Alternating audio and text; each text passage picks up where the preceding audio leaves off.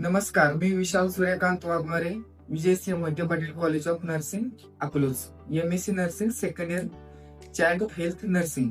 तर आज आपण माहिती पाहणार आहे की लहान मुलांमध्ये जास्तीत जास्त आजाराचं प्रमाण वाढलेलं दिसते किंवा दिसून येतो. त्यामध्ये लहान मुलांमध्ये म्हटलं तर 5 वर्षाखालील मुले. तर 5 वर्षाखालील मुलांमध्ये जास्तीत जास्त कुठले आजार असतात, काय आजार असतो किंवा तो वाढीचा आजार आहे, तो आपण काय करणार आहे आज पाहणार आहे. तर आज आपण माहिती पाहणार आहे की 5 वर्षाखालील मुलांमध्ये कुठल्या आजाराचा प्रसार जास्तीत जास्त झालेला दिसतो. तर हुकवम आणि ऍस्केरिस, त्यालाच मराठीमध्ये आपण काय म्हणतो तर जंत व कृमी. या आजार पाहण्या अगोदर या आजारामध्ये काय काय आपण पाहणार आहोत याची आपण पहिल्यांदा माहिती करून घेऊ. पहिलं म्हणलं तर पूर्व माहिती आपण त्याची जाणून घेऊया, त्याची कारणे, त्या आजाराची कारणे जाणून घेऊया, त्या आजाराचे धोके काय असू शकतात की त्याच्यामुळे आजार होऊ शकतो असे आजाराचे धोके जाणून घेऊया. नंतर प्रसार मार्ग, कोणती प्रसार मार्ग आहे की ज्याच्या थ्रू आपला जंत व कृमीचा प्रसार होते. नेक्स्ट नंतर म्हणलं तर लक्षणे आणि चिन्हे, बाबा त्याची चिन्हे आणि लक्षणे त्या लहान मुलांमध्ये काय काय दिसून येतात ते आपल्याला पाहायचंय.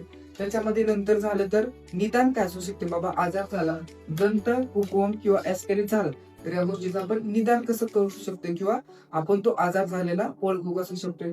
नंतर उपचार काय असेल आणि त्याचे व्यवस्था. तर आता आपण पाहूया या आजाराची पूर्व माहिती काय. आता पूर्व माहिती काय तर आपण बरेच वेगवेगळे जीवाणू, विषाणू, कीटक यांच्या मार्फत होणारे आजार असतात. तर हा जो जंत व कृमी आहे तर तो परजीवी याच्या मार्फत होणारा आजार आहे. तर तो जास्तीत जास्त 5 वर्षाखालील मुलांमध्ये आढळला जातो. तर तो कसा आढळतो तर दूषित अन्न, पाणी खाल्ल्या याच्या कारणामुळे तो काय करतो, तो जंत व कृमीचा प्रसार झालेला आपल्याला दिसून येतो. तर आपण पूर्व माहिती पाहिली, आता त्याची कारणे पाहू. आता कारणे त्याची 2 आहेत, हुकवमचं वेगळं कारण आहे आणि ऍस्केरिसचं वेगळं कारण. तर मुख्यतः जे हुकवम आहे याचं कारण काय असू शकतं तर नेक्टरस अमेरिकस. त्याचं कारण काय तर मुख्य कारण होण्याचं नेक्टरस अमेरिकस ही एक परजीवी आहे, त्याच्या थ्रू त्याच्या मार्फत हुकवम हा आजार होतो. दुसरं कारण म्हणजे ऍस्केरिस होण्याचं कारण म्हणजे काय तर लुब्रिकॉल ऍस्केरिस. लुब्रिकॉल ऍस्केरिस हे कारण आहे कशाचं, ऍस्केरिस होण्याचं. आता आपण कारणे पाहिली, याच्यानंतर आपण पाहूया धोके. बाबा या आजाराचे धोके काय असू शकतात. तर पहिलं काय असेल तर बाळाने किंवा त्या मुलाने काय करणे, हात न धुता काय एखादी वस्तू किंवा पदार्थ खाणे. नसेल तर स्वतः आईने त्या मुलाला हात न धुता काय करणे, जेवण खाऊ घालणे. दूषित पाणी ते लहान मुलाने पिल्यास त्याचा पण धोका जास्तीत जास्त आढळतो. किंवा त्या लहान मुलाचा मातीशी जास्तीत जास्त संपर्क आला तर या आजाराचा पण आपल्याला काय दिसेल, जास्तीत जास्त प्रादुर्भाव झालेला दिसेल. तर आपण आता धोके सर्व पाहून घेते.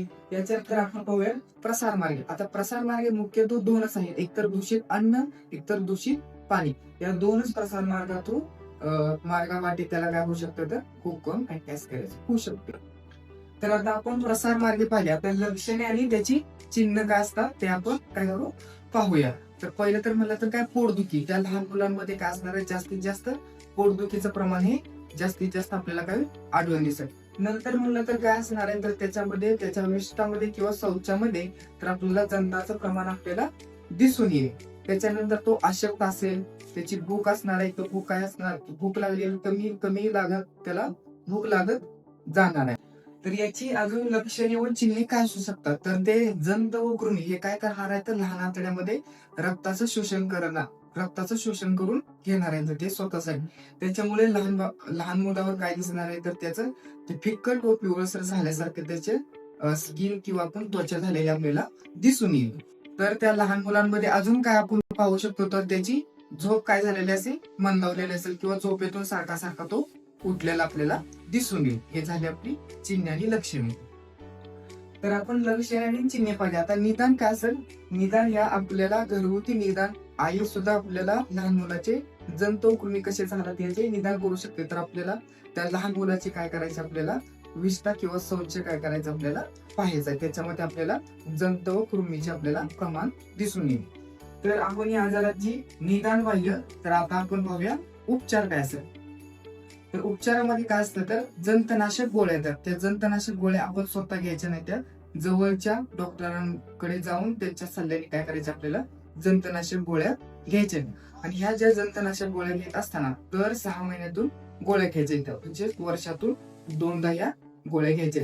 नंतर म्हटलं तर लोह व खनिजाच्या गोळ्या घ्यायच्या.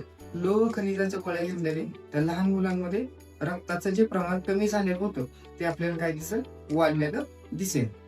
तर आपण आता उपचार पाहू आणि शेवटचा आपला मुद्दा पाहूया व्यवस्थापन, किंवा त्याच्यावर आपण कशा प्रकारचं व्यवस्थापन. या व्यवस्थापन करत असताना आपल्याला मुख्य काय करावं लागणार आहे, तर वेळेवर मुलाचे हात धुणे किंवा वेळेवर आईचे हात धुणे, जेवणा अगोदर हात धुणे, आईचे पण असेल आणि त्या बाळाचे पण असेल.